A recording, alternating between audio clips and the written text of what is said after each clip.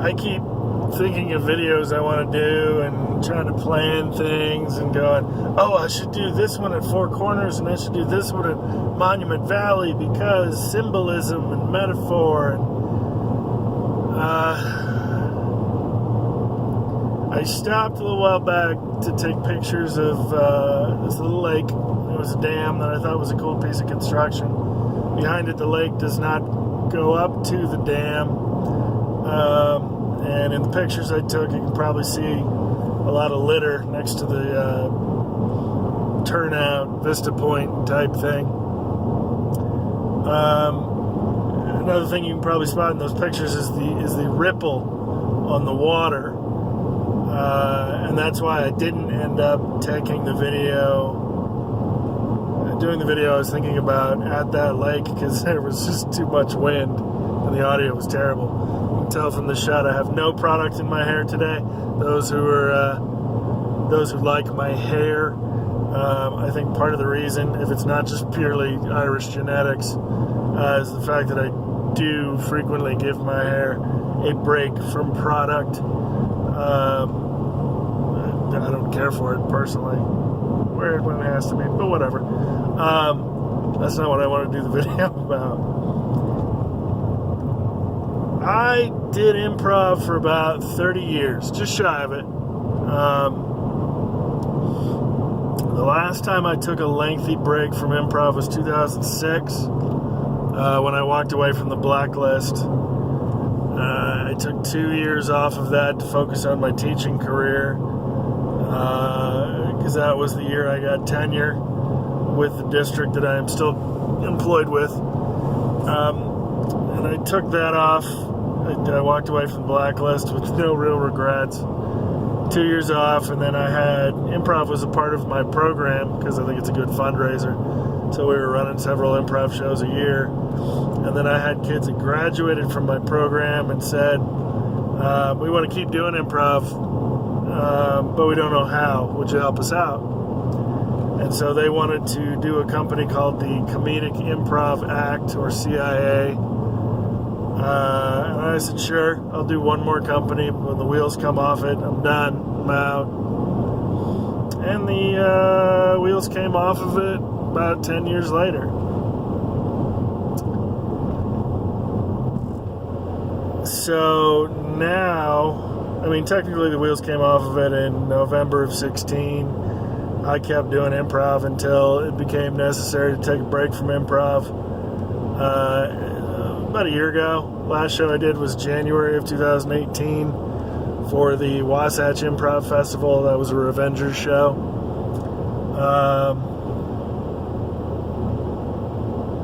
Yeah, I think that was the last show I did. There's a couple other really cool shows mixed in there about the same time. I mean, RDJ did a couple of shows at I.O., but I.O. closed in February of last year, so timeline's a little off. But the night that RDJ did, we did a 3-man JTS Brown in the DCT, and then we went upstairs to do a show in the Loft where we did a murder mystery Switch format. I'd never done Switch before, or murder mystery for that matter. But once they explained how it worked, I was like, cool, yeah, I can do that. But I think the Revenger show at Wasatch was the last one I did.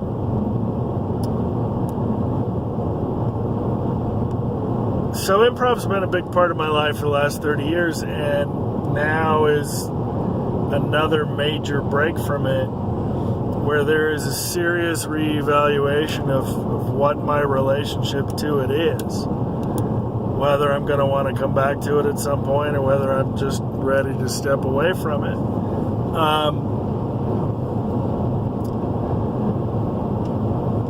I have always felt like I have an onstage persona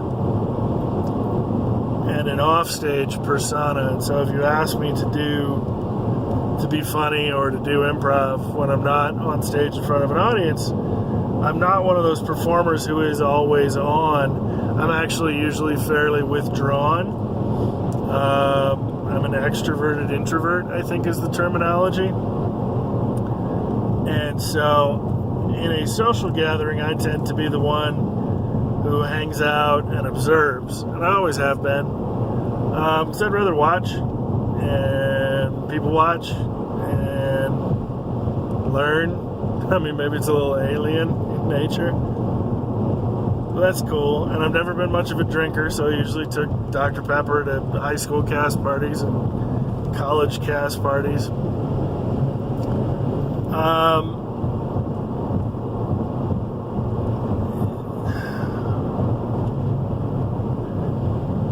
I look at the trip as kind of the next iteration of my practice. Because once I stopped doing improv on stage, I've always wanted to be able to translate those skills and that persona to the rest of my life, into my offstage-ness. Because that extroversion doesn't come naturally to me, which might be one of the reasons I struggle with writing quote-unquote jokes. Not on stage. I don't feel that persona. I feel the teacher. I feel the writer, but not the humorist comes out on stage.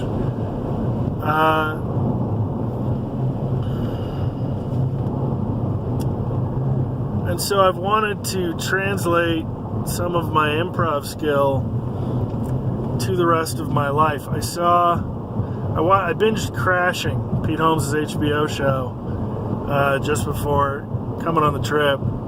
There's 3 seasons of it, and it wasn't renewed for a 4th, according to Holmes' tweets. And towards the end of the 3rd season, he has given a piece of advice: be your funniest when you're on stage. Don't be funnier off stage than you are on. And I've spent some time contemplating that, because I'm much funnier on stage than I am off. It's not. And I've been working on that, flipping it, because I'd rather have as much fun in my offstage life. I'd rather have that much fun off stage and let the onstage persona go entirely if I can infuse that into the way I live.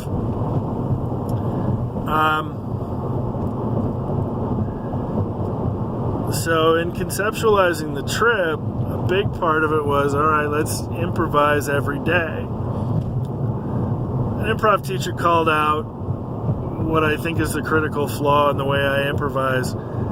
He said, I see the matrix, I understand how it all works, and then I will see where I think a scene should go and where it's going to be most successful, and as a result, I steer it that way. I control it that way. And that's anathema to good improv. That is the fatal flaw to the way I play, and what I've been trying to release. The JTS Brown was very helpful with that, in just kind of letting that conscious thought process go and just reacting and instinctualizing. So the trip was meant to be a lot of that, and there's still a piece of that I have not embraced, because I still try to control where I'm going to sleep. I think it out.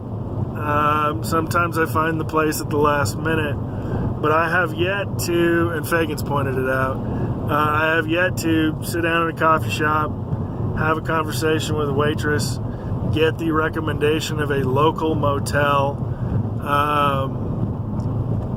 and then go find that place. I'm still using apps to find my place to sleep, partially because I'm trying to control the budget. And if I walk into a place that's not online, that's locally owned, and go, do you have any vacancies and what's your nightly rate? I'm going to feel like I have to stay there regardless of what the rate is they quote to me. I can't go, oh, thank you, and walk back out. So I'm still figuring that out. In other parts of it, a lot of the trip has been audience suggestion. I got a lot of suggestions on what to do in Las Vegas, and Vegas was by far the most expensive leg of the trip. to this point, to the point that I'm still balancing April's budget against it, and I'm bringing it back into line. I've been fairly successful with that because, I mean, my pockets are not limitless. So there were things I had to forego in Vegas because I didn't have time or didn't have money. The dining experiences I'd like to come back to, particularly when I have a traveling companion to do it with.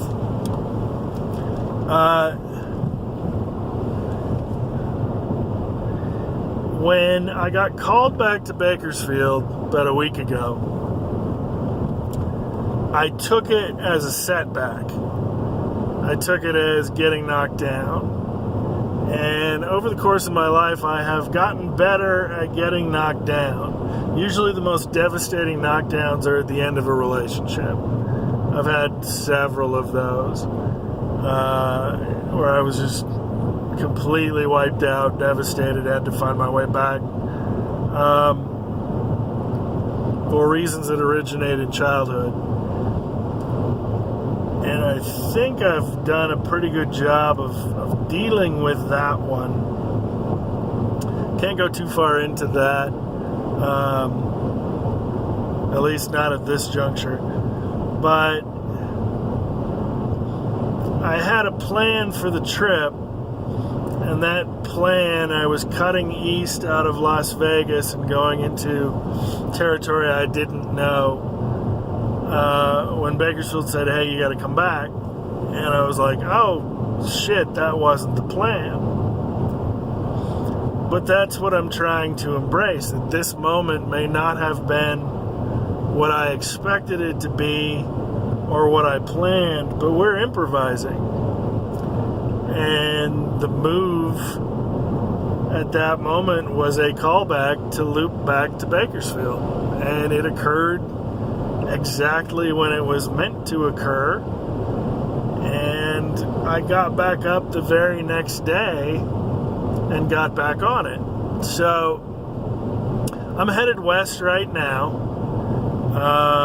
I will be in Bakersfield by Monday night, and I will be there for a couple of weeks. But I've decided to treat it like we're still on the trip. I'm gonna yes and it and just keep shooting. I'm in Bakersfield for 2.5 to 3 weeks, but there are plenty of places we can go on a day trip from Bakersfield and still shoot it. I mean, Avengers Endgame comes out in that time. So let's treat Bakersfield like another stop on the tour and just see what we can explore from there. And then I think there's still an element of planning and skill that comes in, just like improv. Your skills fire the things you know, your ingrained dominant response. I used to talk about that in relationship with the audience. You're gonna come back to your dominant response when you deal with the fear of being in front of the audience and being judged, whether that's going back to cracking jokes so you can get approbation from the audience, or disconnect from the audience. I'm going to do my thing regardless of who you are. That dominant response is really what's being tested with the way that I'm approaching stand-up.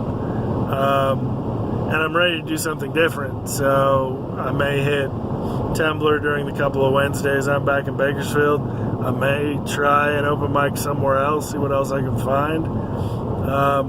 Not sure. But we're going to strike out north after those 3 weeks of stop in Bakersfield. Because we're still on the tour. We're still... This is the next phase of my improv career. It's a journey of self-discovery.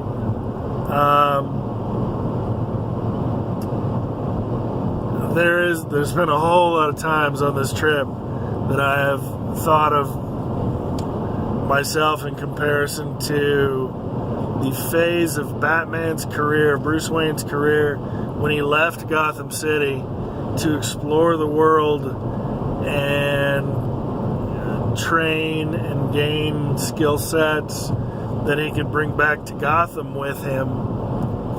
And so when I was underground in Carlsbad Caverns, I was wearing Batman gear. And when I was in Meow Wolf yesterday, I was wearing Batman gear, and one of those was exploring the Batcave, and one of those is searching out clues to put together a narrative. And there's a certain amount of that hero's journey that I'm embracing to bring all of those skills and those experiences and all of those things back to where I started when I get done with it all.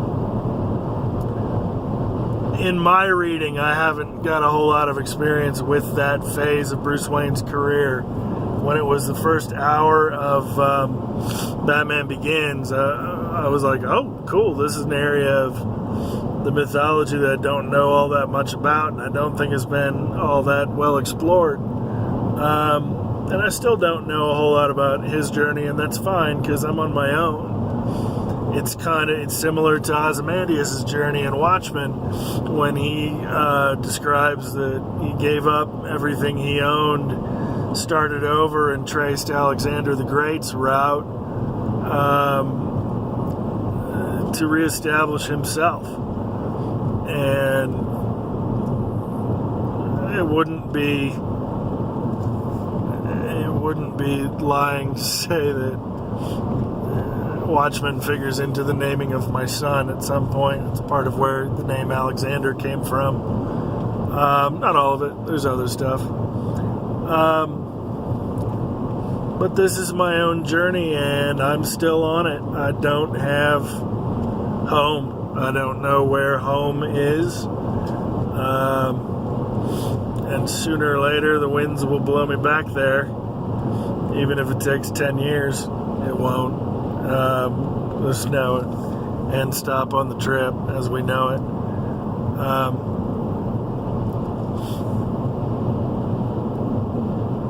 But yeah, this is the next step in the improv career. Being passed. You guys finally passing me. And I appreciate all of the suggestions I have been given. I apologize for the ones that I haven't gotten to, because unfortunately time is now a factor. And so I had a day in Albuquerque.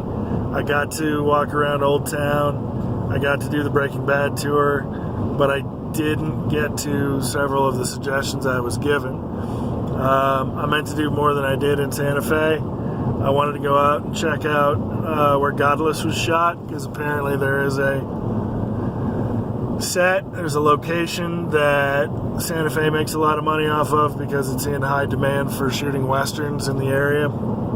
Didn't get to do that, mostly because I wasn't done at Meow Wolf.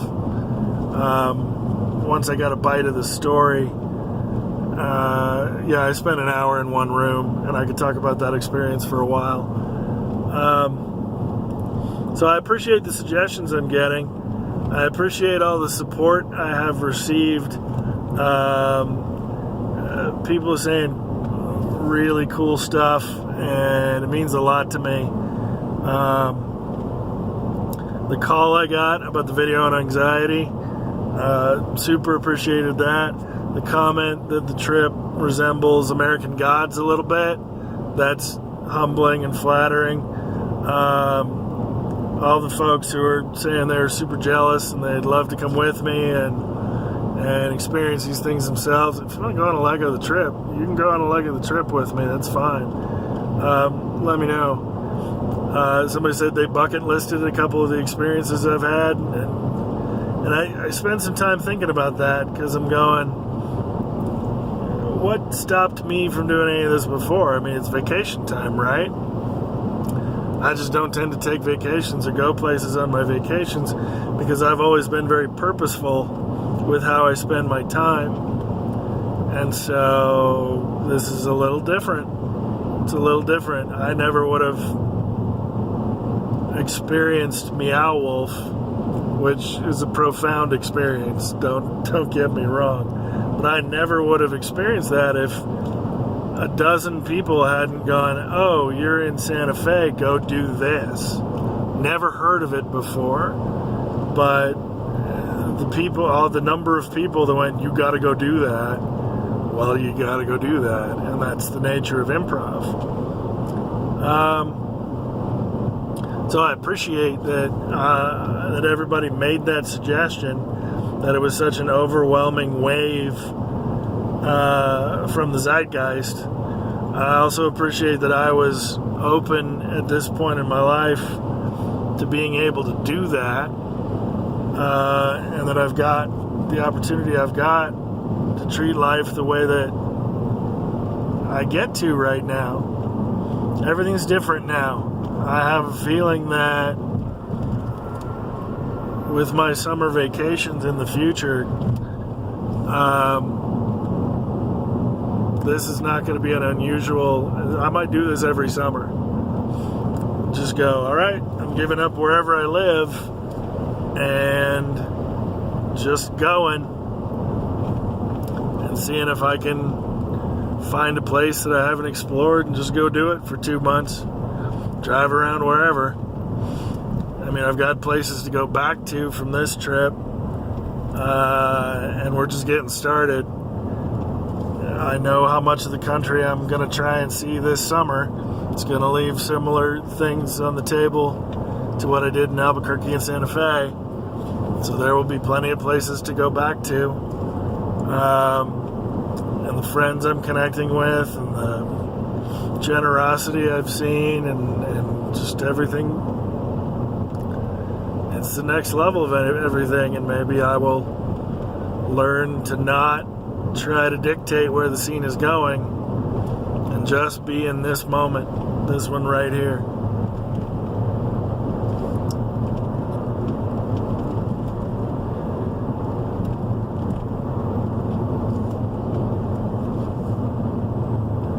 I'm glad,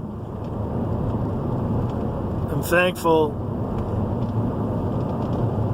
So many people have gotten so much out of this already. I'm glad you're with me on the journey. I look forward to seeing what else we can accomplish by mid-August.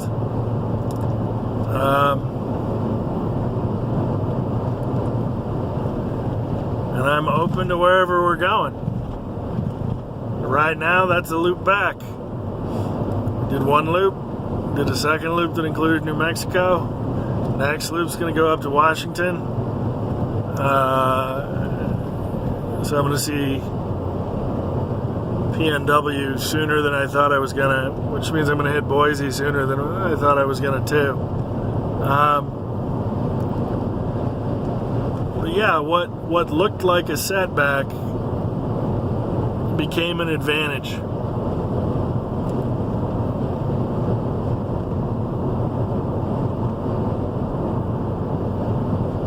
What looked like a setback became an advantage. So the thing about, you feel like you're moving backwards, but you have to draw a bow in order to fire it forward. And that's a truism I've always enjoyed. Might look like a setback, but it's really just about to fire you into something else. Life's different now, and I continue to be excited for the change in direction, the change in opportunity.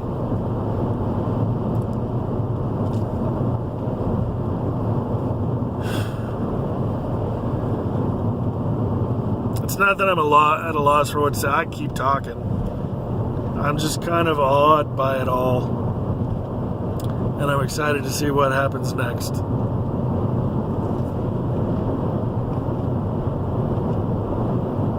Everything in its own time.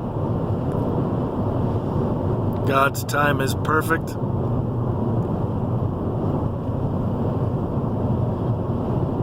So I kind of straddle that. Some people want to look at it in terms of the Bible. Some people want to look at it in terms of the secret. However you want to look at it is cool. The universe does what it's supposed to do when it's supposed to do it. Whether you define that as God or something else, okay. but the plan and the timing is perfect. Everything in its time. It's an amazing journey we're on, and life is as beautiful as all these varied landscapes that I keep taking pictures of that are bigger than us. So much bigger than us.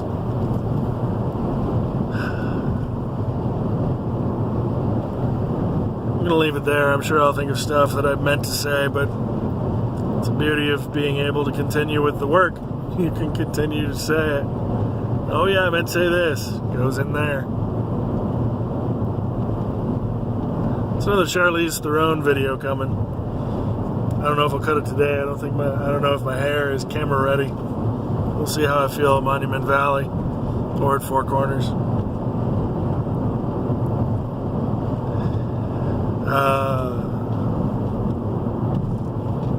All right, peace.